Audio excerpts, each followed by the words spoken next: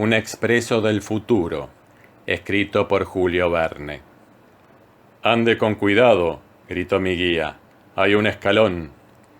Descendiendo con seguridad por el escalón de cuya existencia así me informó, entré en una amplia habitación iluminada por enceguecedores reflectores eléctricos, mientras el sonido de nuestros pasos era lo único que quebraba la soledad y el silencio del lugar. ¿Dónde me encontraba?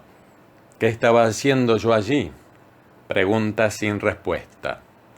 Una larga caminata nocturna, puertas de hierro que se abrieron y se cerraron con estrépitos metálicos, escaleras que se internaban, así me pareció, en las profundidades de la tierra. No podía recordar nada más.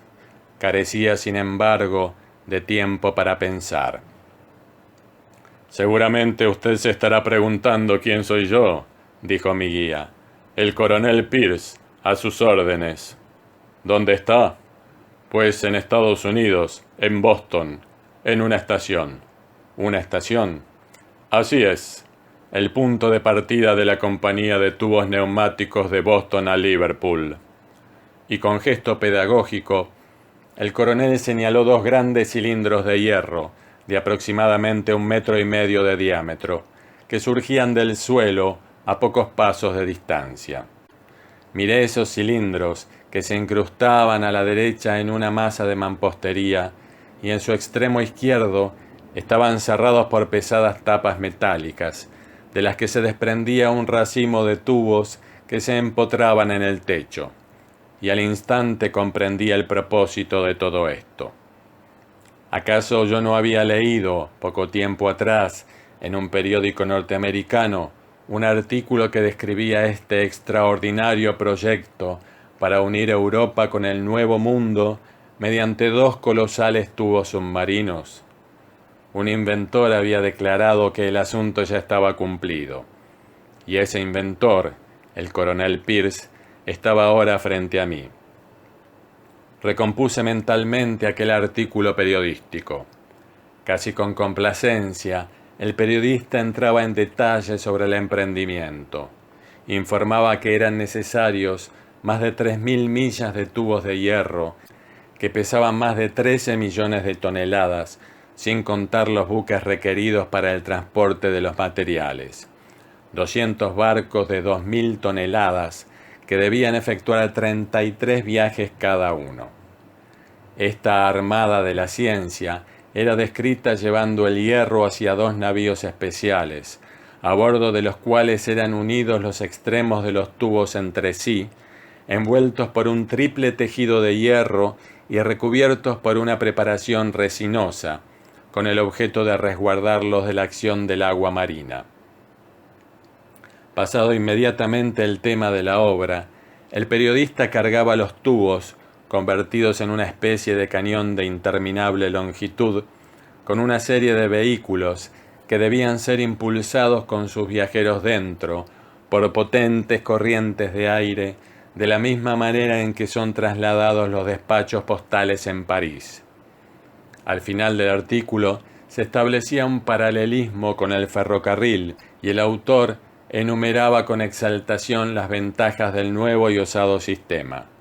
Según su parecer, al pasar por los tubos debería anularse toda alteración nerviosa, debido a que la superficie interior del vehículo había sido confeccionada en metal finamente pulido. La temperatura se regulaba mediante corrientes de aire, por lo que el calor podría modificarse de acuerdo con las estaciones. Los precios de los pasajes resultarían sorprendentemente bajos, debido al poco costo de la construcción y de los gastos de mantenimiento. Se olvidaba o se dejaba aparte cualquier consideración referente a los problemas de la gravitación y del deterioro por el uso.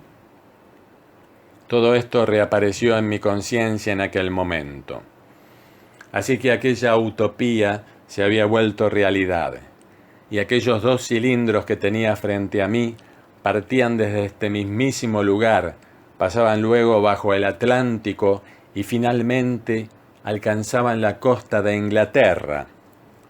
A pesar de la evidencia, No conseguía creerlo. Que los tubos estaban allí era algo indudable, pero creer que un hombre pudiera viajar por semejante ruta, jamás. Obtener una corriente de aire tan prolongada sería imposible, expresé en voz alta aquella opinión. Al contrario, absolutamente fácil, protestó el coronel Pierce. Todo lo que se necesita para obtenerla es una gran cantidad de turbinas impulsadas por vapor, semejantes a las que se utilizan en los altos hornos. Estas transportan el aire con una fuerza prácticamente ilimitada, propulsándolo a 1800 kilómetros horarios, casi la velocidad de una bala de cañón, de manera tal que nuestros vehículos, con sus pasajeros, efectúan el viaje entre Boston y Liverpool en 2 horas y 40 minutos. ¿1800 kilómetros por hora? Exclamé. Ni uno menos. ¿Y qué consecuencias maravillosas se desprenden de semejante promedio de velocidad? Como la hora de Liverpool está adelantada con respecto a la nuestra en 4 horas y 40 minutos, un viajero que salga de Boston a las 9 arribará a Liverpool a las 3:53 de la tarde. ¿No es este un viaje hecho a toda velocidad? Corriendo en sentido inverso hacia estas latitudes, nuestros vehículos le ganan al sol más de 900 kilómetros por hora, como si treparan por una cuerda movediza. Por ejemplo, partiendo de Liverpool al mediodía, el viajero arribará a esta estación a las 9:34 de la mañana, o sea, más temprano que cuando salió. ¡Ja, ja! No me parece que alguien pueda viajar más rápidamente que eso. Yo no sabía qué pensar. ¿Acaso estaba hablando con un maniático o debía creer todas esas teorías fantásticas a pesar de las objeciones que brotaban de mi mente? Muy bien, así debe ser, dije. Aceptaré que los viajeros puedan tomar esa ruta de locos y que usted puede lograr esta velocidad increíble. Pero una vez que la haya alcanzado, ¿cómo hará para frenarla? Cuando llegue a una parada, todo volará en 1000 pedazos. No, de ninguna manera, objetó el coronel, encogiéndose de hombros. Entre nuestros tubos, uno para irse, el otro para regresar a casa, alimentados consecuentemente por corrientes de direcciones contrarias, existe una comunicación en cada juntura. Un destello eléctrico nos advierte cuando un vehículo se acerca. Librado a su suerte, el tren seguiría su curso debido a la velocidad impresa, pero mediante el simple giro de una perilla, podemos accionar la corriente opuesta de aire comprimido desde el tubo paralelo y de a poco reducir a nada el impacto final. ¿Pero de qué sirven tantas explicaciones? ¿No sería preferible una demostración? Y sin aguardar mi respuesta, el coronel oprimió un reluciente botón plateado que salía del costado de uno de los tubos. Un panel se deslizó suavemente sobre sus estrías, y a través de la abertura así generada alcancé a distinguir una hilera de asientos, en cada uno de los cuales cabían cómodamente 2 personas, lado a lado. «¡El vehículo!», exclamó el coronel. «¡Entre!». Lo seguí sin oponer la menor resistencia, y el panel volvió a deslizarse detrás de nosotros, retomando su anterior posición. A la luz de una lámpara eléctrica que se proyectaba desde el techo, examiné minuciosamente el artefacto en que me hallaba. Nada podía ser más sencillo. Un largo cilindro tapizado con prolijidad. De extremo a extremo se disponían 50 butacas en 25 hileras paralelas. Una válvula en cada extremo regulaba la presión atmosférica, de manera que entraba aire respirable por un lado y por el otro se descargaba cualquier exceso que superara la presión normal. Luego de perder unos minutos en este examen, me ganó la impaciencia. «Bien», dije, «¿es que no vamos a arrancar?» «Si no vamos a arrancar», exclamó el coronel Pierce, «ya hemos arrancado». ¿Arrancado? ¿Sin la menor sacudida? ¿Cómo era posible? Escuché con suma atención, intentando detectar cualquier sonido que pudiera darme alguna evidencia. Si en verdad habíamos arrancado, si el coronel no me había estado mintiendo al hablarme de una velocidad de 1800 kilómetros por hora, ya debíamos estar lejos de tierra, en las profundidades del mar, junto al inmenso oleaje de cresta espumosa por sobre nuestras cabezas. E incluso en ese mismo instante, probablemente, confundiendo el tubo con una serpiente marina monstruosa de especie desconocida, las ballenas estarían batiendo con furiosos coletazos nuestra larga prisión de hierro.